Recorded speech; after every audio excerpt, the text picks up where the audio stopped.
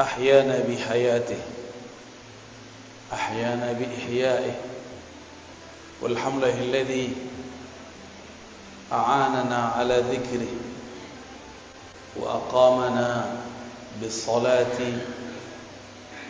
والسلام على حبيبه والحمد لله الذي باسمه يتنور كل القلوب والحمد لله الذي بصفاته يتقرب كل الموجود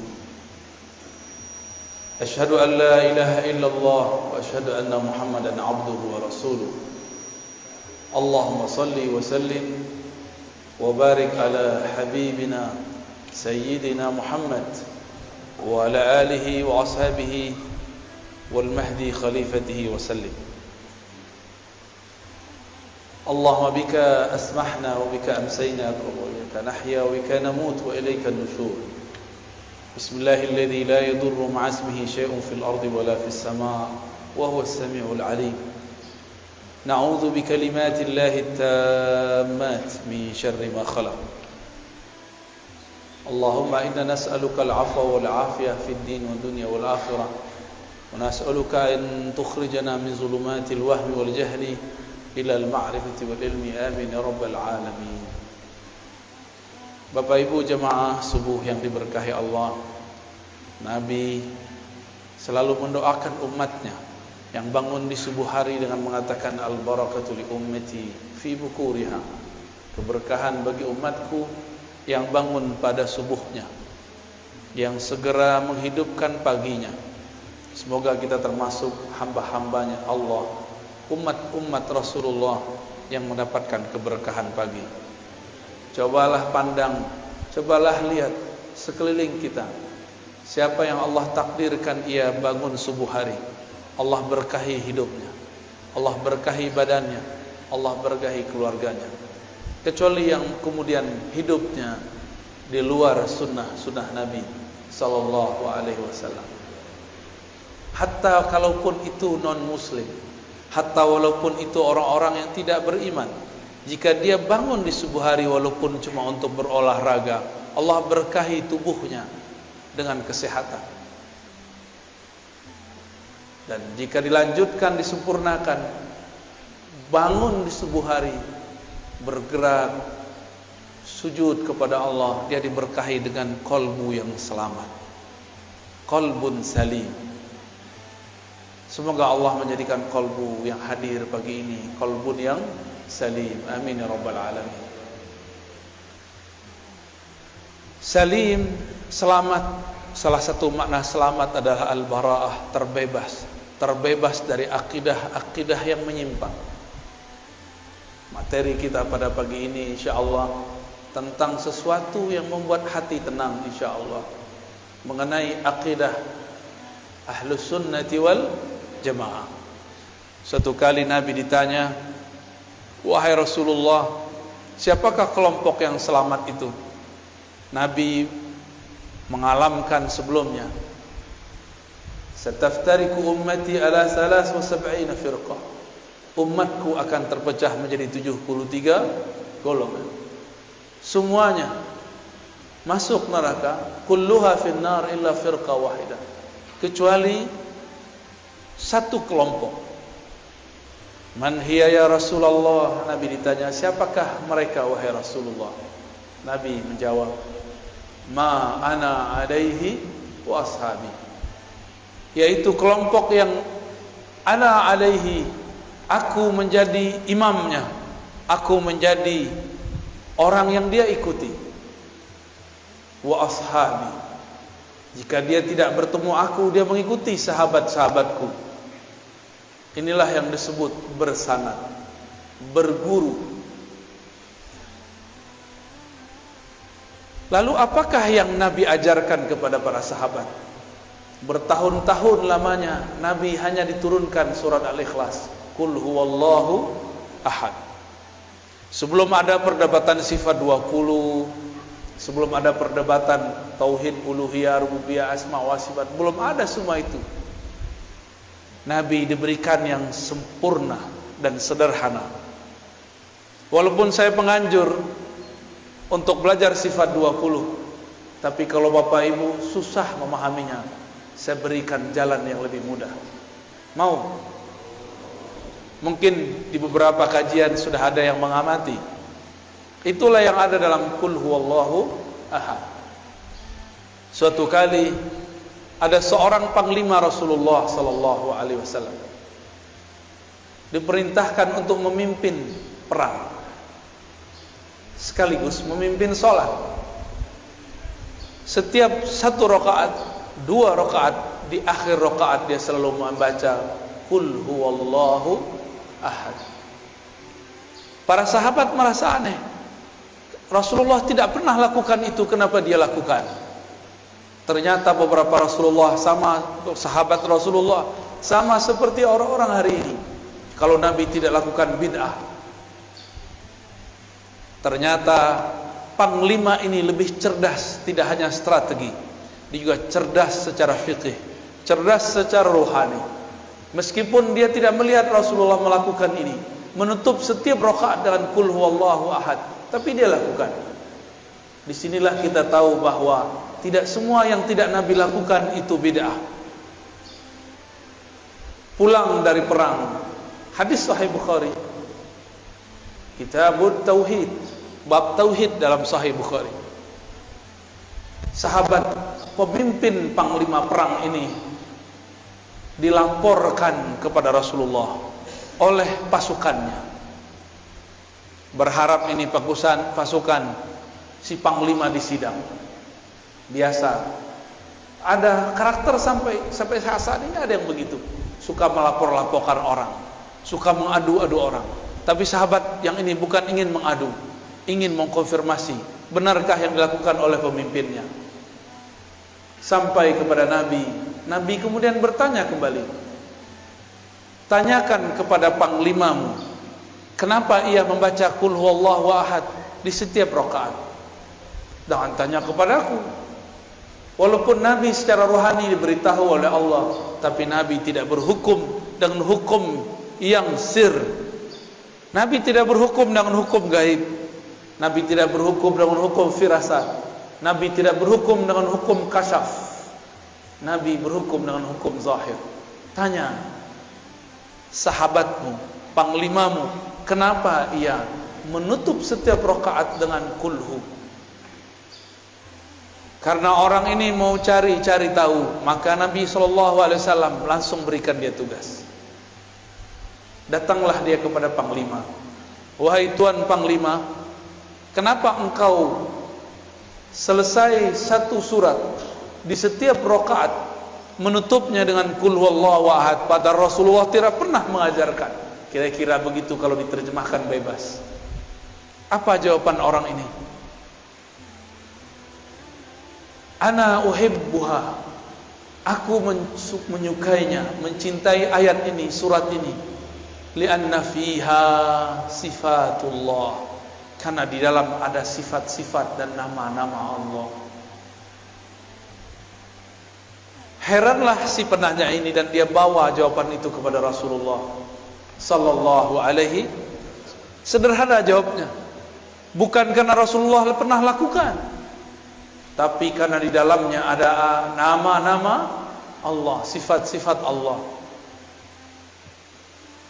Disampaikan kepada Nabi jawabannya. Apa kata Nabi? Akhbirhu, kabarkan kepada panglimamu, innallaha yuhibbu, Allah cinta kepadanya, karena dia cinta kepada sifat-sifatnya. Merinding sahabat ini. Disampaikan kepada tuan panglima, panglima pun terharu. Maka meresapi membaca Qul Huwallahu Ahad itu cukup. Seandainya Bapak Ibu tidak faham sifat 20, tidak masalah. Karena inti sifat 20 adalah menjelaskan surat Al-Ikhlas. Paham Al-Ikhlas, paham sifat 20. Paham sifat 20, paham Al-Ikhlas. Inilah akan jadi oleh-oleh pada pagi ini untuk saudara-saudara yang hadir.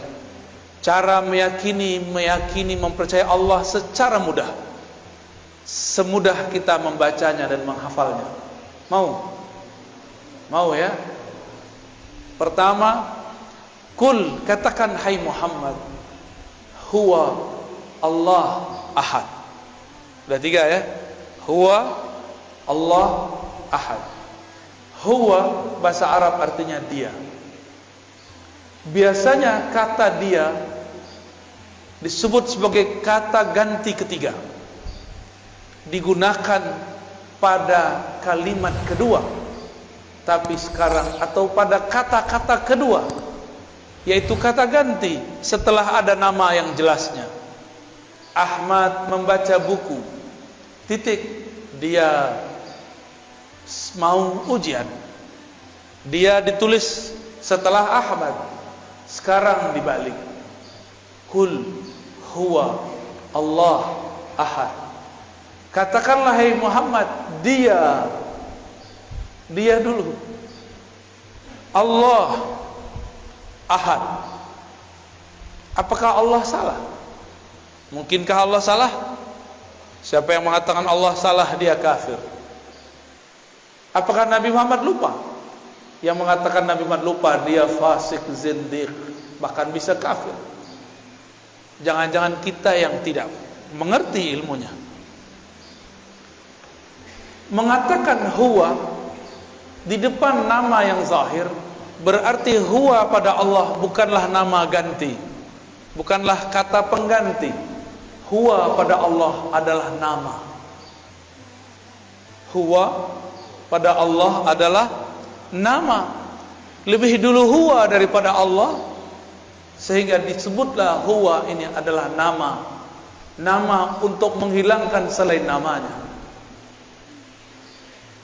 Oleh karena itu ahli-ahli zikir tidak mempermasalahkan kalau berzikir hu Allah. Allah itu lafaznya dari alif lam lam ha, akhirnya adalah hu. Hu berarti dia juga. Lalu waw itu untuk apa? Waw ini disebut waw tambahan zaidah.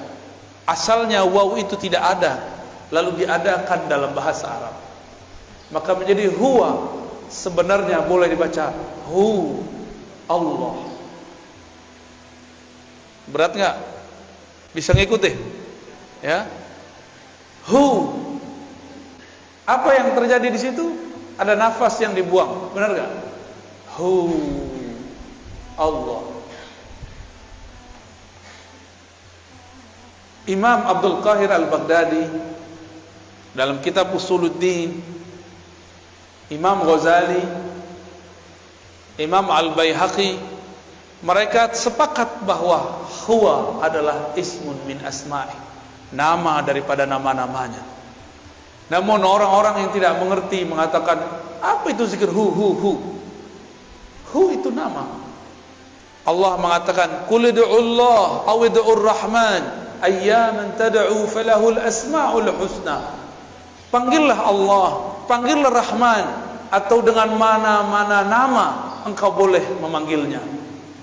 Jika huwa adalah bagian dari namanya, maka hu boleh dijadikan panggilan. Maka jangan heran Imam Ahlus Sunnah Abul Hasan Asy-Syadzili, siapa namanya? Abul Hasan Asy-Syadzili, salah satu wali kutub di zamannya. Dia berzikir dengan salah satu nama, Yahu, Yahu.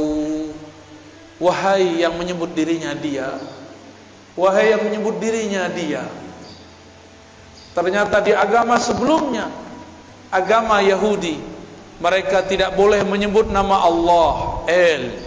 Mereka diperkenankan hanya menyebut nama Yahu, Yahweh. Sama. Yahweh bahasa Ibrani, Yahu bahasa Arab. Allah, Al itu bahasa Ibrani Suryani. El berarti Tuhan yang maha sempurna. Alif lam berarti kesempurnaan. Jadi lafaz Allah itu sudah lafaz yang sangat umum dalam semua bahasa yang pernah ada. Bapak saudara yang makan Allah, itu baru hu. Kalau diteruskan panjang lagi, Saya kalau sebut dia, apakah dia dapat dilihat oleh mata? Dia manusia. Dia huwa. Apakah dia dapat dilihat oleh mata? Tidak. Apakah bisa disentuh? Tidak. Maka huwa bermakna dia yang maha suci daripada sifat jismiyah, sifat kebendaan. Allah bukan benda. Benda itu ada benda kasar, ada benda halus. Meja ini benda kasar, Pak. Cahaya lampu, cahaya matahari itu benda halus dalam bahasa Arab. Jismun. Tiada benda kecuali bertempat. Allah huwa, bukanlah benda. Itulah maknanya. Jika Allah bukanlah benda, maka kita tidak perlu mentakwil istawa. Istawa alal arsy, istawa bersemayam di atas arsy. Karena dia bukan benda, pastinya bukan menempati arsy. Karena dia bukan benda, dia tidak memerlukan arsy. Arsy yang memerlukan dia. Jika disebut yanzil, yanzilu Rabbuna, Rabb kita nuzul, turun. Karena dia bukan benda, turunnya bukan dari atas ke bawah. Disebut dalam Al-Quran, yadullah fawqa aydihim, tangannya di atas tangan mereka yang berbaiat. Karena dia bukan benda, maka tangannya bukan tangan ini, bukan juga tangan khayali. Tapi hanya dia yang tahu maknanya. Inilah yang dikatakan oleh Imam Salafus Saleh, Imam Malik, Imam Syafi'i, Imam Ahmad, yang kemudian disalahartikan oleh sebagian kelompok. Apa kata imam-imam tersebut? Imam Syafi'i sebagaimana diriwayatkan oleh Imam Al-Baihaqi mengatakan, ala ma aradahu Allah wa rasuluh, istiwa, nuzul, yadun, tangan dan lain sebagainya, sesuai dengan yang Allah maksud, bukan yang engkau maksud. Apa maksud Allah? Ada yang tahu? Allah merahasiakannya, membayangkannya sama dengan membayangkan zatnya, dan itu adalah akidah yang batil. Ada orang bilang jangan bayangkan zat Allah, tapi dia membayangkan Allah duduk tanpa sengaja. Jangan bayangkan Allah, tapi dia tanpa sengaja membayangkan Allah turun dari aras ke bumi. Berarti dia main-main dengan kata bayang, membayangkan. Jika Allah itu bukan benda, bisakah dipikirkan? Gak bisa dipikirkan. Dia hanya bisa dirasakan. Berat gak? Baru pagi-pagi udah digoreng nih otaknya nih. Tapi ruhnya seneng, Pak. Makanya gak tidur kan? Padahal ngantuk tuh. Itu jiwanya senang sekali itu. Ini yang aku cari. Baru huwa Allah. Allah itu ada alif lam. Alif lam pada Allah itu artinya Sang Maha Sempurna, pemilik semua kesempurnaan. Sang Maha Indah, pemilik semua keindahan. Itu mana dari Allah. Dan orang kalau baca Allah, apa yang terjadi? Mulutnya kebuka nggak? Nafasnya keluar. Maka orang-orang yang sering baca ya Allah, bebannya akan hilang. Bebannya akan ringan. Karena Allah lepaskan dengan namanya. Tiadalah nama Allah masuk pada suatu kolbu, melainkan kolbunya lebih bercahaya dan berkualitas. Kolbunya menjadi berat jika dihisap lebih berat dari langit dan bumi. Makanya kolbu-kolbu wali-wali Allah dipenuhi dengan namanya Allah. Nafasnya dipenuhi namanya Hu. Maka tiada lagi dalam diri orang ini, dari nafas sudah ada Hu, dalam darahnya sudah ada Allah. Lafaz Allah. Kalau demikian, maka syaitan tidak dapat mengganggunya. Meskipun tubuhnya bisa dikuasai, tapi kolbunya menjadi singgasana Allah Subhanahu wa ta'ala.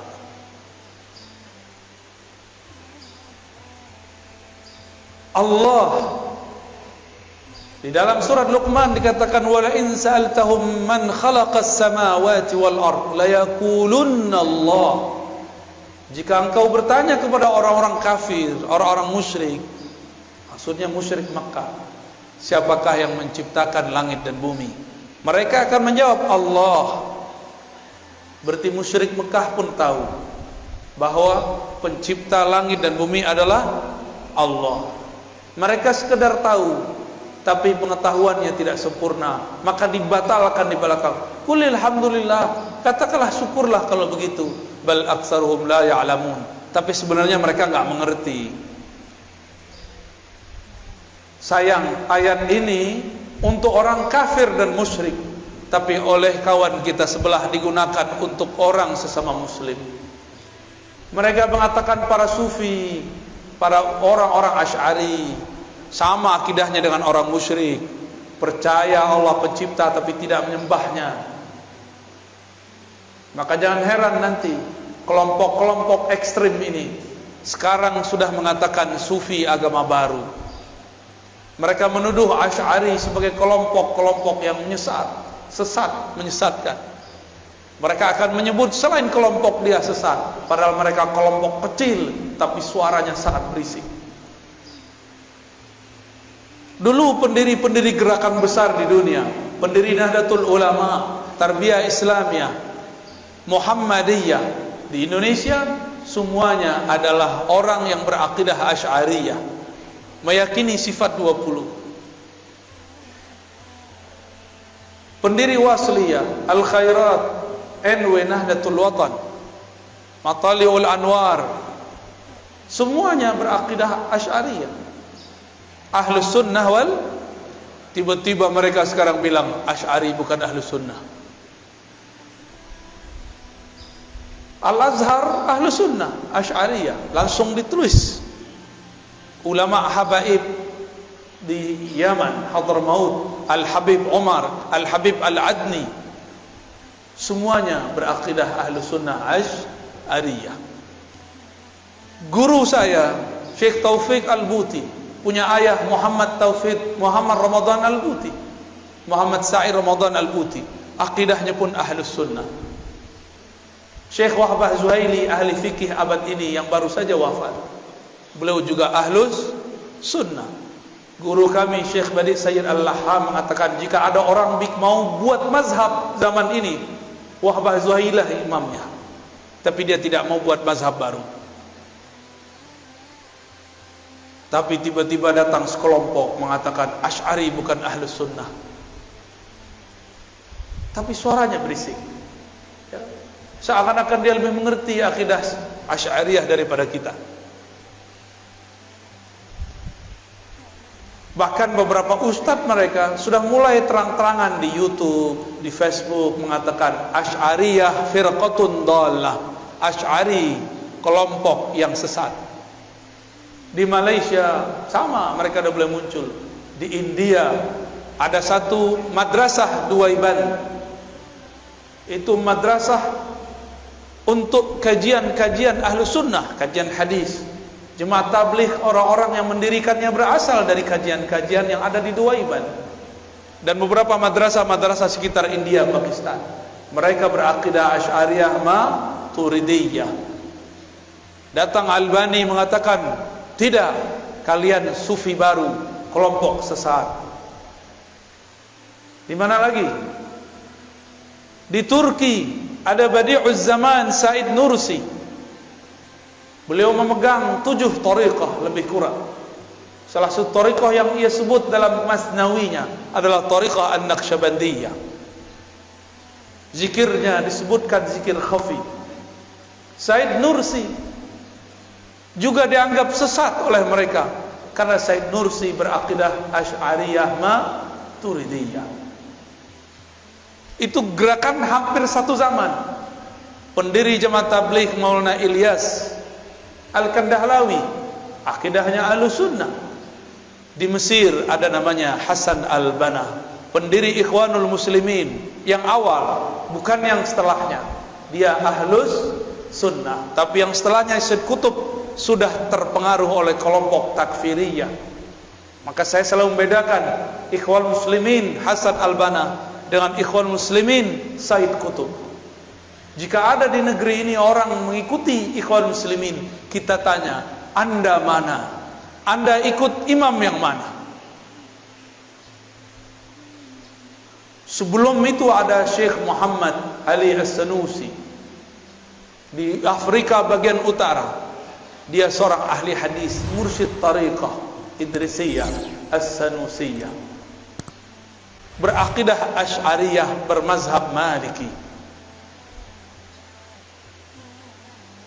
Apalagi semuanya berakidah Asy'ari. Jika kita sebut akidah Asy'ari sesat. Imam Nawawi yang namanya dicatut hari ini menjadi nama kelompok mereka, akidahnya Asy'ariyah. Siapa lagi? Sebut semua ahli hadis yang kamu tahu, rata-rata dia Asy'ariyah. Jika dia hidup sebelum zaman Asy'ari, akidahnya menjadi dasar Imam Asy'ari. Suatu kali ada seorang imam namanya Abu Dzar Al-Harawi, pemegang sanad Sahih Bukhari. Dia berguru kepada murid dari muridnya Imam Bukhari. Datang ke Baghdad, bertemu kawannya bernama Imam Ad-Daruqutni. Imam Daruqutni ini kemudian bawa Abu Dzar Al-Harawi, penghafal Sahih Bukhari, untuk bertemu seorang syekh di suatu masjid di tengah kota. Dan kemudian dia takjub, ini imam luar biasa. Ketika keluar, Imam Daruqutni ngasih tahu, tahukah kamu wahai Abu Dzar ahli hadis, bahwa yang tadi ngajar itu adalah Al-Baqillani. Siapa Baqillani? Imam Baqillani adalah murid dari muridnya Imam Asy'ari. Baqillani berguru kepada Imam Abul Hasan Al-Bahili. Imam Al-Bahili murid langsung Asy'ari. Abu Dzar Al-Harawi kemudian mengatakan kepada Rukunni, izinkan aku ngaji, duduk menjadi murid Al-Baqillani. Maka bertemulah mereka esok hari. Daruqutni memuji Baqillani. Apa kata Daruqutni? Inilah imam penghancur bid'ah, penegak sunnah, ahlus sunnah yang hakiki. Jadi dulu ulama ahli hadis jika menyebut pemberantas bid'ah, ahlus sunnah, yang dimaksud adalah imam-imam Asy'ariyah. Tapi mereka sekarang putar sejarahnya. Akhirnya Abu Dzar Al-Harawi, pemegang Sahih Bukhari, selesai ngaji, karena dia ulama, tidak sampai 6 bulan sudah hafal semua yang dikalamkan Baqillani. Dan dia pun berangkat ke Mekah. Sampai di Mekah, tiadalah Baqillani punya murid ini namanya Abu Dzar Al-Harawi. Ia duduk di satu tempat, melainkan Abu Dzar Al-Harawi ini dikerubungi oleh semut-semut penuntut ilmu. Karena Abu Dzar Al-Harawi adalah manisan yang sangat manis, ilmunya sangat lengkap. Belajarlah banyak orang kepada beliau, belajar Sahih Bukhari plus akidah Imam Asy'ari. Inilah perkembangan nyata, sejarah nyata dalam umat Islam, bahwa Sahih Bukhari diajarkan bersamaan dengan akidah Asy'ariyah. Tapi mereka sekarang juga mengajarkan sunnah, tapi sunnahnya bertentangan dengan akidah pemegang sanad Sahih Al-Bukhari.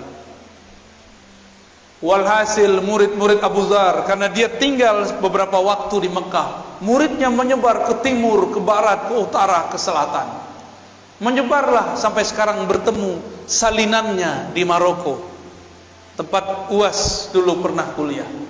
Bertemu salinannya, salinan Sahih Bukhari dan penjelasan-penjelasannya, bahwa Abu Dzar Al-Harawi ilmunya sampai dibawa ke Maroko. Zaman itu belum ada bus, belum ada mobil, belum ada pesawat, tapi ilmunya dari Mekah dibawa orang ke ujung Afrika bagian barat. Luar biasa. Maka kelompok-kelompok ekstrim Mujassimah yang menjisimkan Allah, menuduh Abu Dzar dengan kata laknat, la'natullah ala Abi Dzar.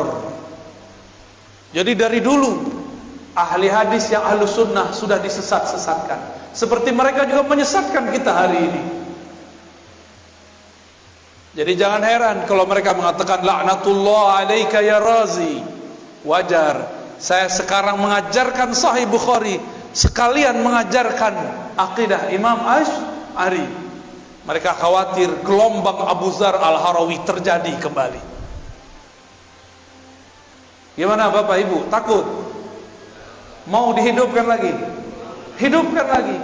Di sini saya yakin ada ulama-ulama yang ahlullah, yang mereka bisa membaca kitab-kitab Allah dengan hati yang tenang, pikiran yang tajam. Bergurulah kepada mereka. Itu baru kul huwallah. Sekarang kita pindah ke ahad. Ahad. Apa makna ahad?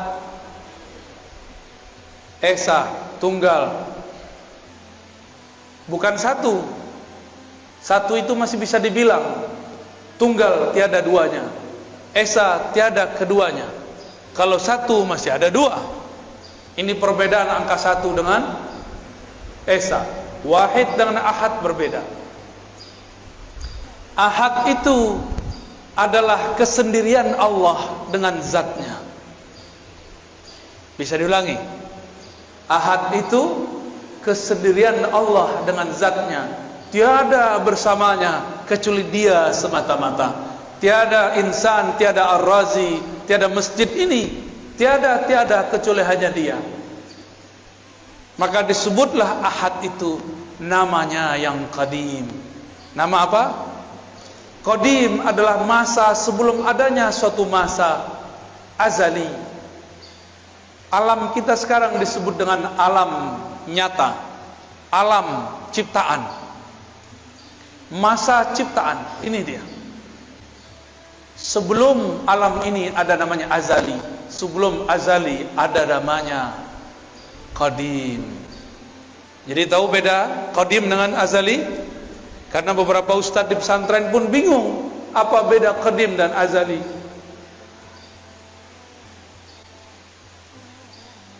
Allah itu qadim, sebutannya ahad, hanya Dia sendiri. Qadim berarti ma la yasbikuhu ahadun, ma la yasbikuhu adamun. Allah yang tidak pernah tidak ada. Tidak pernah tidak ada.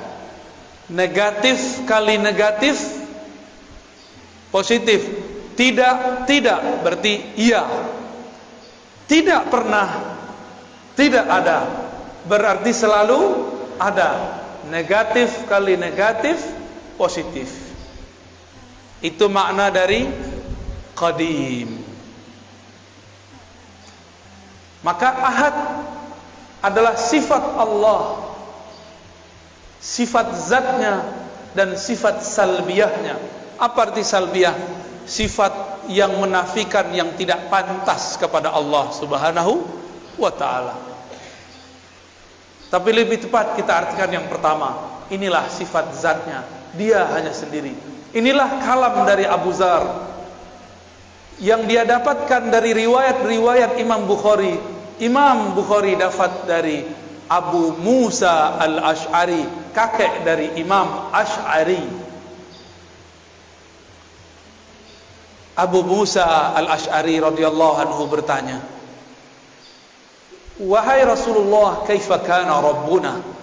Bagaimanakah sebenarnya hakikat Tuhan kita? Jadi memang wajar Imam Asy'ari kemudian jadi imam ahli akidah karena kakeknya dulu bertanya akidah. Jadi genetik DNA itu memang suatu hal yang sangat normal. Jangan-jangan Bapak Ibu ini jadi orang soleh sekarang karena doa orang terdahulu. Jangan sok soleh dulu. Jangan-jangan ini berkah dari mereka. Alhamdulillah. Doakan mereka. Maka kita selalu mengatakan Allahumma ighfir lana wa li abaina wa ummahatina. Ya Allah, ampunkan kami dan kakek-kakek kami, orang tua kami, nenek-nenek kami, ibu-ibu kami. Siapa tahu berkah doa mereka kita bisa bangun subuh pagi ini. Alhamdulillahi rabbil alamin. Abu Musa bertanya, mengagetkan tentunya. Tapi bagi Rasulullah girang. Kenapa? Ada sahabatnya yang bertanya yang canggih. Nabi jawab, kana Allah wa la syai'a ma'ah. Itulah makna ahad. Kana Allah, Allah ada. Kana itu bentuk lain daripada kana kainan, kana maujudan. Dia ada. Disitulah muncul kata wujud, ada dalam hadis, tapi tersirat. Yang mengerti ahli akidah, orang cuma ngerti bahasa Arab tidak faham. Maka ada orang mengatakan tidak ada wujud dalam Al-Quran. Betul, tapi secara makna ada. Itu maksud orang yang ngomong gini, cuma dipelintir oleh sebagian orang supaya mengadu umat dengan tokoh-tokohnya. Saya memang mengkritisi beliau, tapi saya juga mengkritisnya secara jujur. Haram mempelintir kata-kata kalau belum selesai kalimatnya. Kritiklah dia, tapi jangan mengkritiknya dengan berbohong atas namanya. Apa kata Nabi? Kana Allah wa la syai'a ma'ah. Dia ada, tiada satupun bersamanya. Dia ada, tiada Ahmad. Dia ada, tiada Muhammad. Dia ada, tiada alam. Dia tiada ada, kita belum ada. Belum ada langit, belum ada bumi, belum ada arash, belum ada solat, belum ada zakat, belum ada doa, belum ada.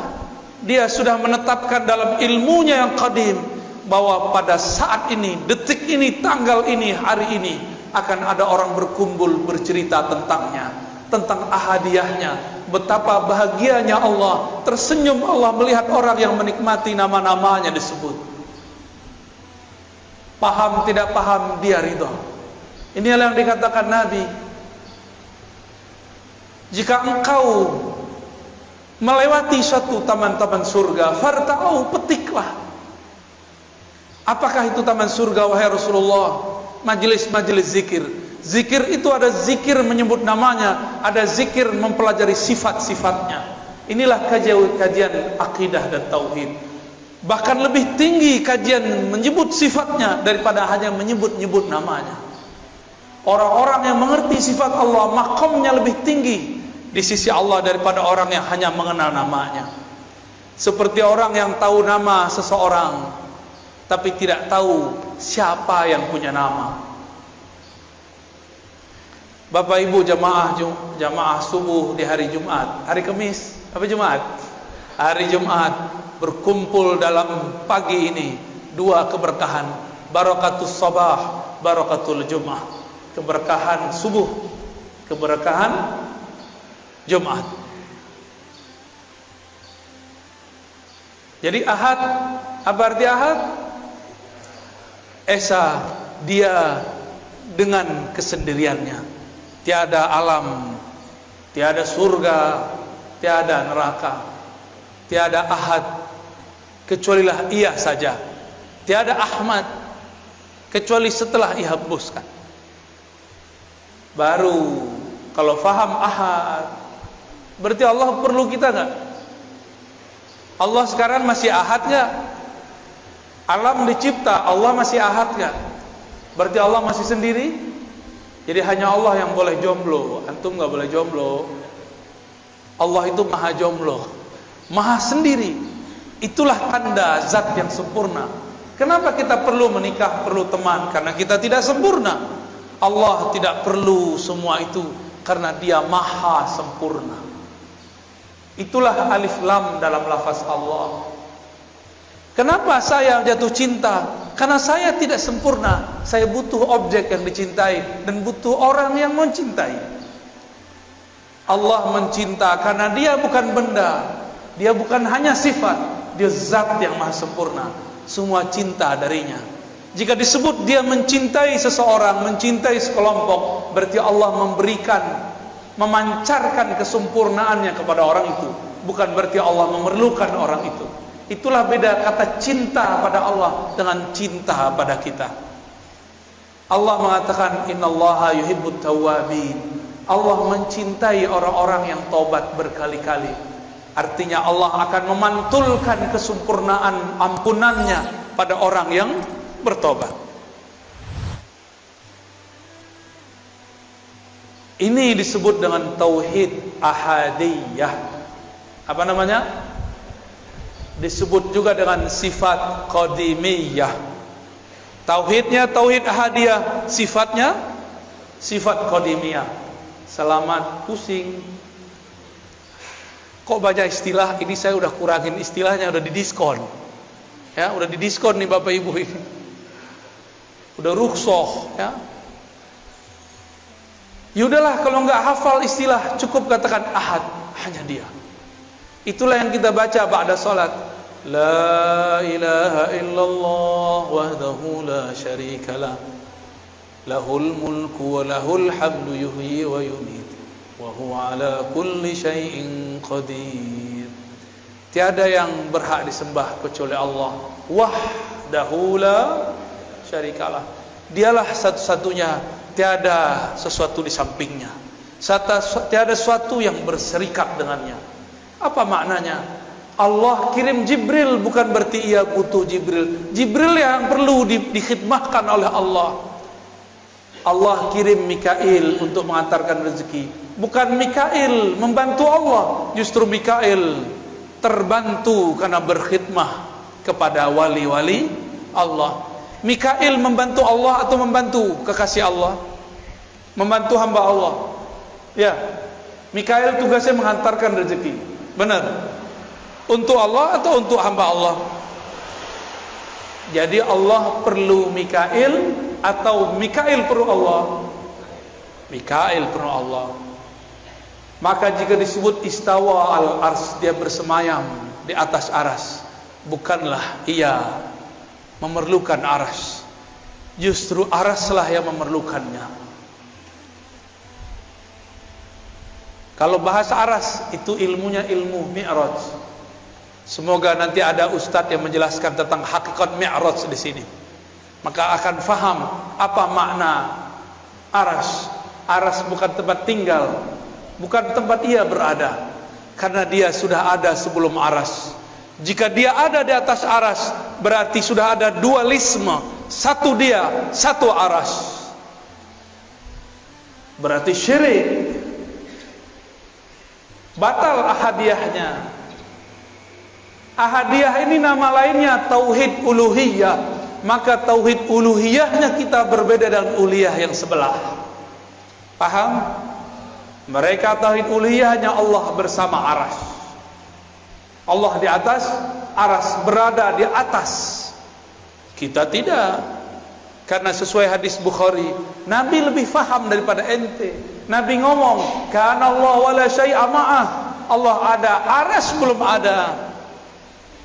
Maka sekarang dia tetap sendiri, karena dia sempurna, tidak berubah-ubah. Apa ciri-ciri sesuatu yang sempurna? Dia tidak berubah. Apa ciri-ciri sesuatu yang akan sirna? Dia berubah. Bapak dulu lahir udah ada uban, Pak? Belum, Pak ya?